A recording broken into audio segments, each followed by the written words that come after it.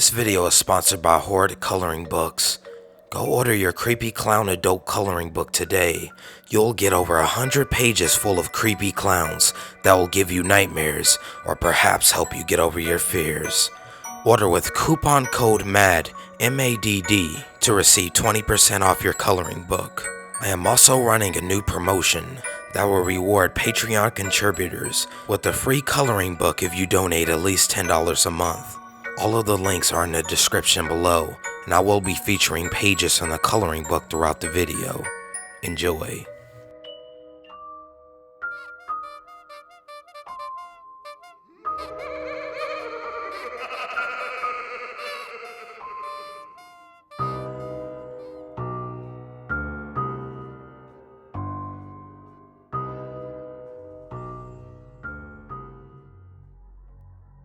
I've posted this story once before in a lot less detail in a different thread, but never here. It is 100% true. It happened back in the late 1980s when I was home one summer on break from college. About 2 years prior, my dad had purchased an old house with the intention of eventually tearing it down to build a new home. The house was built in 1916. And like most homes built in that era, it had a really unconventional floor plan. There was a central living room and kitchen like any other normal home, but the 3 bedrooms were more akin to separate apartments. Each had its own separate outside entrance, a private bathroom, and a door that led to the common area living room and kitchen. Perhaps the place was originally intended to be a boarding house or something. I really don't know. The other thing that was a little creepy about the house was that it was all wood. The ceilings, walls, and floors were all brown, and nothing was ever painted or plastered. My dad was a pretty cool guy. While he was waiting for permits and financing, he let 3 of my friends live there for free in exchange for watching the place. They had a lot of parties, but my dad didn't care as long as none of the neighbors complained. Hell, I went to a few parties there myself when I was lucky enough to be home from college. Eventually 2 of my friends moved out, leaving my one buddy there to watch the mostly empty house on his own. He was not the type of person to be afraid of living alone in a half-empty house, so he was fine with the situation. I'm at home one afternoon when the phone rings. It's my buddy, and he sounds terrified. He tells me to call the police and to meet him out in the front of the driveway of the house, but under no conditions go in. I ask him why, and he tells me that there's a crazy clown in the house. Apparently, he was sick with the flu in bed for the previous 2 days. When he finally felt well enough to go into the kitchen to get something to eat, he runs face to face with a crazy woman dressed in a clown suit and makeup who starts screaming at him. It was then that he ran out of the house and called me in a panic from a nearby gas station. I call the police and then drive over to the house, which was about 2 miles away. I find my buddy on a sidewalk out front, and he's really shaken up. I ask him to describe what he saw, and he keeps saying there's a crazy clown woman in the house. I ask for more details, and he describes her as a woman dressed in a white clown suit with red makeup smeared all over her face. He is still a little sick, so he looks really bad. And honestly, he is really freaking me out as well. There was no way in hell that I was going into that house to investigate his story. After what seems like an eternity, a cop shows up. My buddy tells him the exact same story. The cop then goes into the house while we wait outside. After about 5 minutes, he emerges, escorting a crazy clown woman who looks exactly as my friend described her. She has wild, unkempt brown hair and is wearing this weird, baggy one-piece, all-white body jumper suit. What was really disturbing, though, is her face. She had a tube of lipstick, which she cruelly spread red all over her cheeks, in a failed attempt, I suppose, to make them look rosy. Although we were both freaked out, the cop thought it was hilarious. The clown woman claimed it was her house, and then accused us of being on drugs and trespassing on her property. When the cop told her to get in the back of his squad car, she warned him, saying that she had powerful friends in Tinseltown who would have him fired. When he comes back to talk to us, he tells us that he can't arrest her for breaking and entering because the house is half abandoned. He said the best he could do is drive her a few blocks away and hope she doesn't wander back. This, of course, freaks us out even more.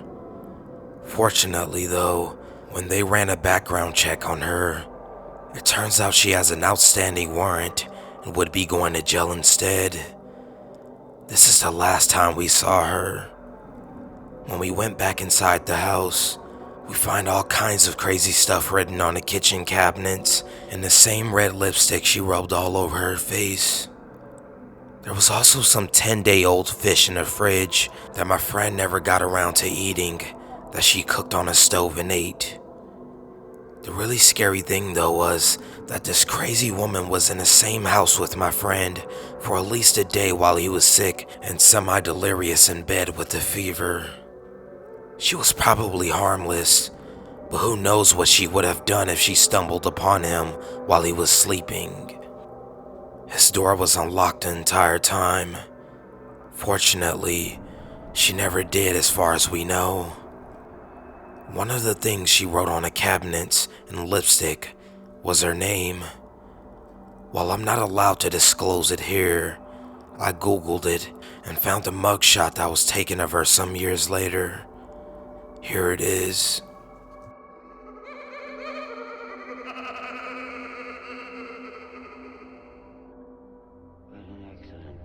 I've never had any experiences that really freaked me out, except this one. I was around 11 years old and was with my sister and her friends. They were all around 16 years old and were taking me trick-or-treating. We were going door to door to get candy and playing with silly string. I kept getting this weird feeling, like I was looking behind me constantly and had no clue why. Around 9:30 p.m., I turned around quickly, and there was a guy dressed up as a clown about 2 yards behind us. I wasn't really scared about this because I like clowns, and since this was the first time I saw him, I figured he was just trick-or-treating. But he followed us for another hour, never getting candy, and waiting for us at each house we stopped at. At this point, I was stressing and told my sister about the clown. She decided that we try to go a completely different route and see if he still follows us. So, we all crossed the street, and he followed us. My sister absolutely hates clowns and was freaked out, so she called her dad to pick us up. We continued walking for around 30 minutes until our dad called us, saying where he was parked. We all started walking fast towards the direction of my dad's car, but that's when a clown ran in front of us and tried to corner us. I think he knew that we were trying to leave.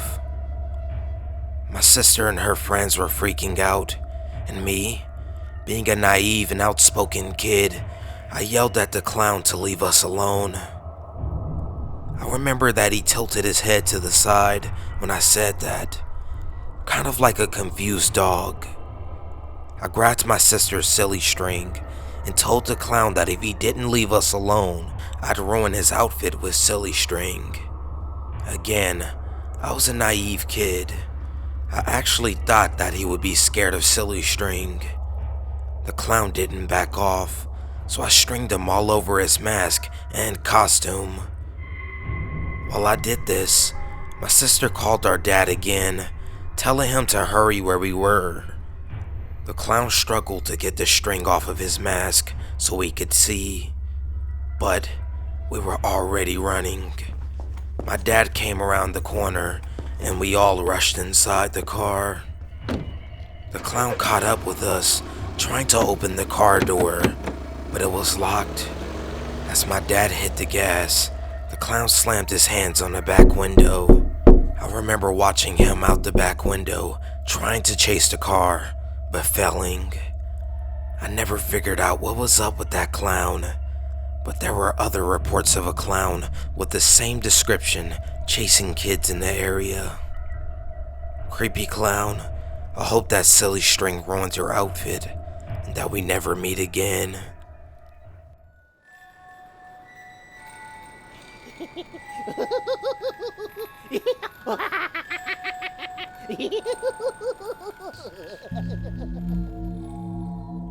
My name is Mr. Bongo, and I'm a professional clown. I've been one for over 15 years. I graduated from Ringling Bros Barnham and Bailey Clown College in 1997, the last year the college had a fixed location. I'm what you call a tramp or hobo clown, but mostly I'm referred to as a sad clown when pointed at by children. I am a sad clown. I never got my chance to shine. Business has been rough for the past few years, and most of us don't want to give up the life, but some of us don't have a choice. Me, I refuse to give it up. This is my life. This is who I am. I am a clown. But with business being the way it is, I've been forced to expand my horizons. Recently, I met with an old friend. We graduated together back in the day. I haven't seen him in years, so I was thrilled when he looked me up. After a few beers, we started reminiscing about the good old days, and naturally, today's clown market, or lack thereof, came up. That's when he told me what he's been up to for the past few years.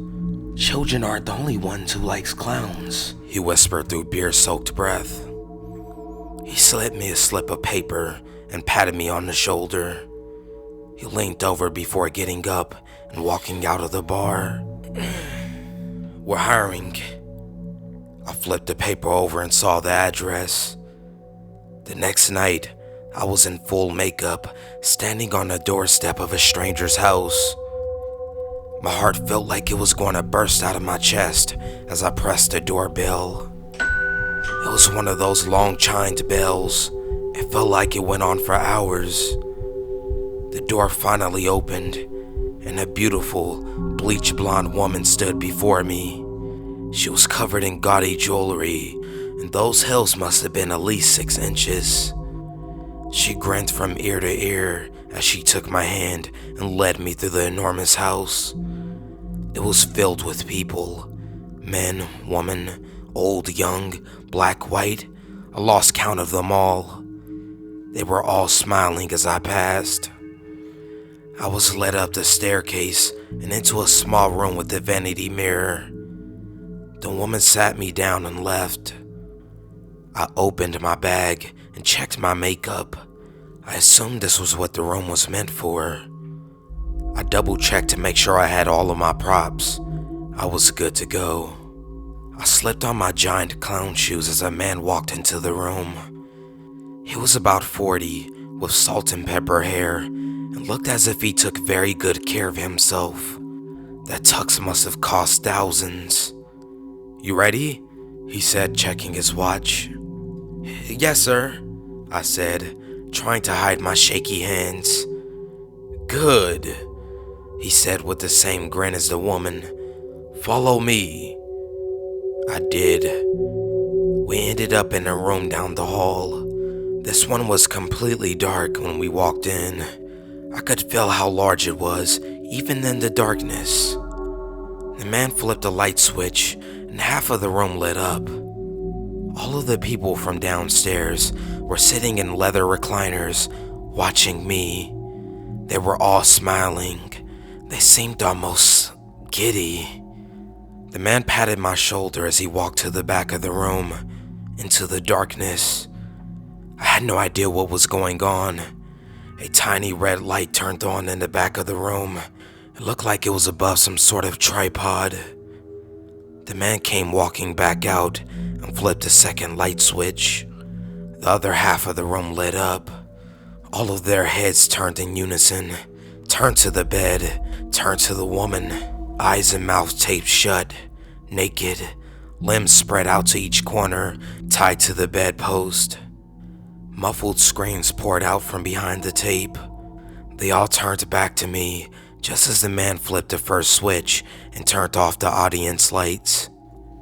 For a split second before they went dark, I saw the joy in their faces. They lit up like kids on a Christmas morning. They were there for me. The sounds of zippers being unzipped filled the room. This was my time to shine. So, if any of you out there would like to utilize my services, please feel free to drop me a line. My name is Mr. Bongo, and I'm a clown for rent. I'm always looking to expand, and I hope to hear from you soon. Mr. Bongo, clownforrent@gmail.com.